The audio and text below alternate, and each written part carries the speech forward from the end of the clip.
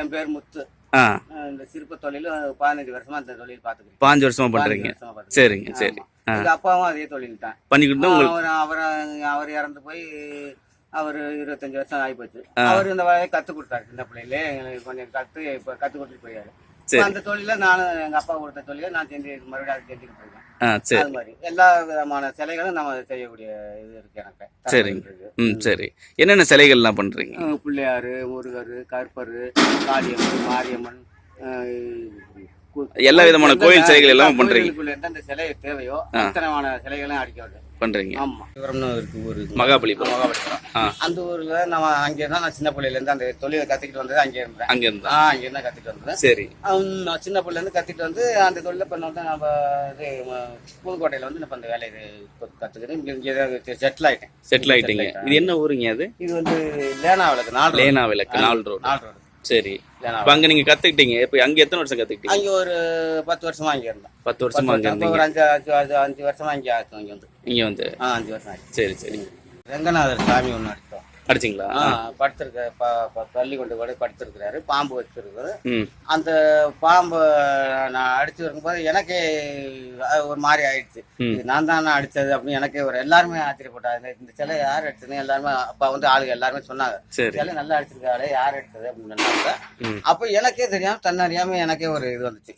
அந்த சிலை நம்மளே அப்படி அடிச்சிருக்கோம். எனக்கே இப்படி ஒரு இதுனா அந்த ஒரு சிலைக்கு தான் எனக்கு அந்த மாதிரி வந்தது. அந்த பெருமாள் என் மனசுக்கு அது திருப்தியா இருந்தது. சரி, அதாவது நமக்கு பொருளாதாரத்துல கம்மியா இருந்தாலுமே சரி, நம்ம செய்யற வேலையில திருப்தியா இருக்கு.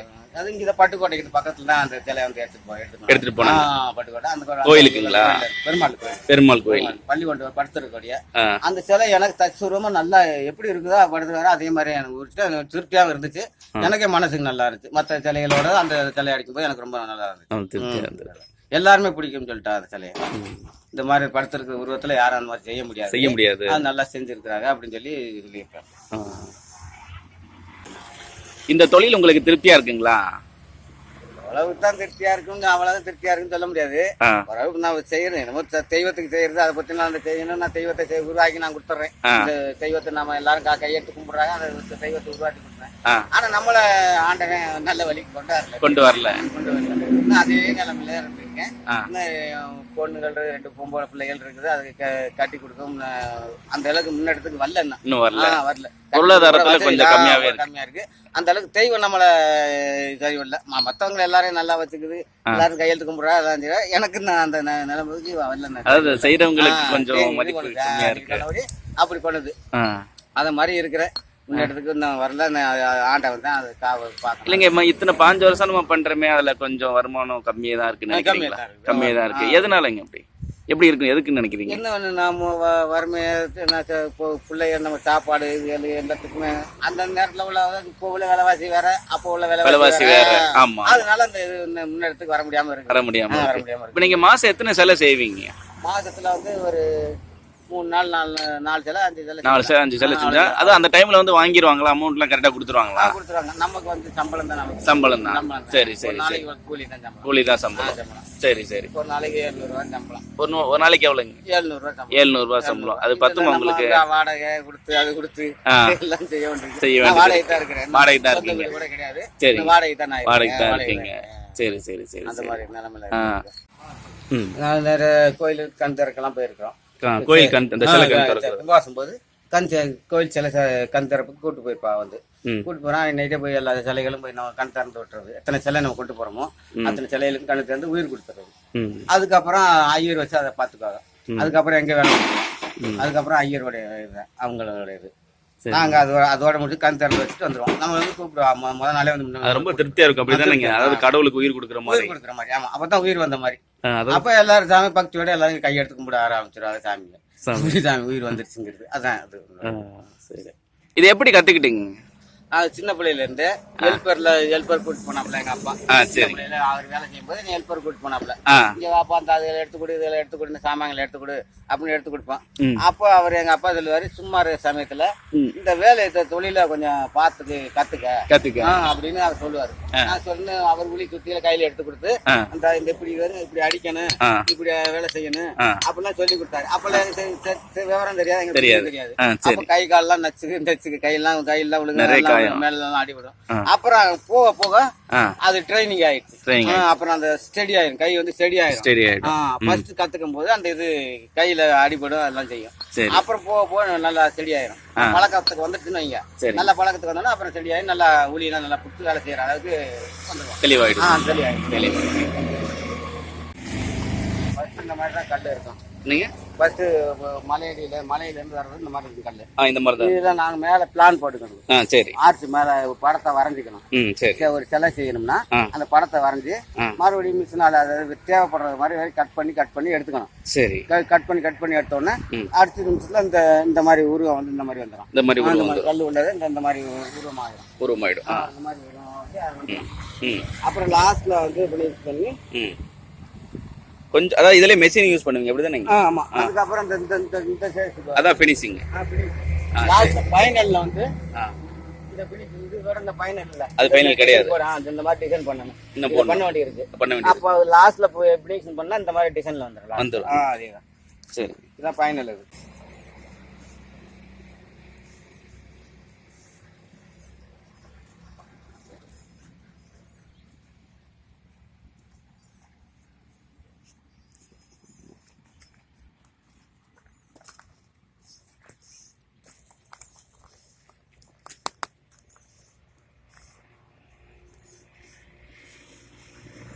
அப்படியே நீங்க எடுத்துட்டே இருங்க. சரிங்க. அப்படியே இருந்தா நாங்க வரைஞ்சி வர ரொம்ப சரி.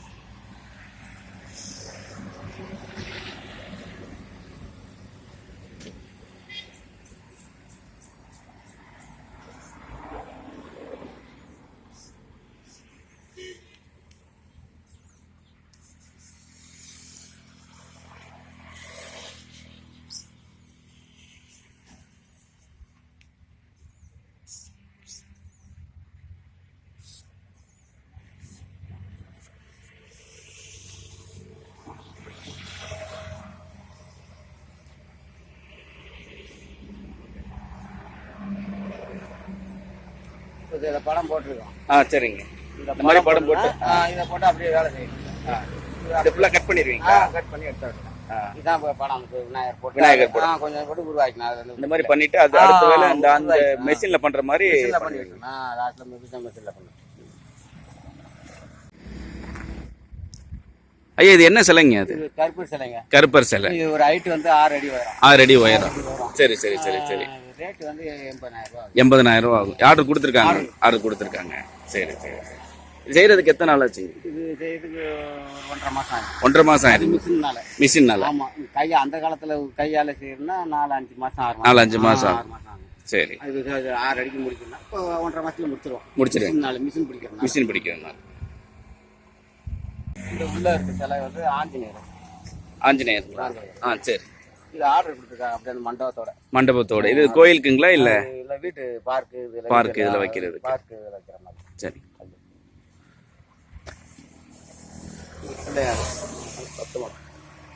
இதோட ஹைட் வந்து 2.5 ஹைட். சரி. இது செய்யறதுக்கு 1 மாசம் ஆகிடும். 1 மாசம் ஆகிடும். காலேஜ் ஃபினிஷிங் முடிக்க 1 மாசம் ஆகும். இன்னும் ஃபினிஷிங் ஆகல இது அப்படி தானே? முடிஞ்சிச்சு. ஃபினிஷிங் ஆயிடுச்சு. எல்லாம் லாஸ்ட் ஃபினிஷிங் ஆயிடுச்சு. ஓ சரி. நம்ம வேலை முடிஞ்சிச்சு. சரி. இது லட்சுமிங்களா? சரி. இந்த எங்கிட்ட இது வந்து இது தட்சிணாமூர்த்திங்களா? சரி சரி சரிங்க. இது வந்து கன்னிமார். கன்னிமார்கள் 7 கன்னிமார் 7 கன்னிமார் 7 கன்னிமார்கள். இல்லைங்க, இப்போ நீங்கள் வந்து பிள்ளையார்னா நீங்கள் அந்த ஒரே படம் போட்டுருவீங்க. இந்த சிலைக்கு ஒவ்வொன்றுத்துக்கும் ஒரு ஆமாம்மா வரைஞ்சிருவீங்களா? அதுக்கு படம் ஒவ்வொன்றுக்கும் படம் வரைஞ்சிடலாம். படம் வரைஞ்சிருக்கீங்களா? தனித்தனியாக படம் வரையணும். அந்த படம்லாம் வச்சிருக்கீங்களா?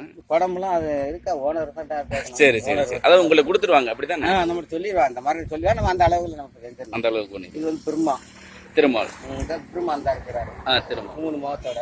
சரி. இது விஷ்ணு. விஷ்ணு. தட்சிணாமூர்த்தி. தட்சிணாமூர்த்தி. முருகன். அது முருகனுங்களா? சரி. இந்த இருக்கு வந்து சன்னாசி. சன்னாசிங்களா? சன்னாசினா சன்னாசினா ஒரு முனிவர். முனிவர். சரி சரி சரி. கையில கூசா வச்சுக்கிட்டு வச்சுக்குவாரு. அவருக்கு சன்னாசின்னு சொல்லுவாங்க. சன்னாசி. அது வந்து பால பைரவர். பைரவர். பைரவர் நல்லபடி வந்து எடுத்துக்கணும். பைரவர் மூர்த்தி அது. இது மாரியம்மன். மாரியம்மன். காளியம்மன். இது காளியம்மன்.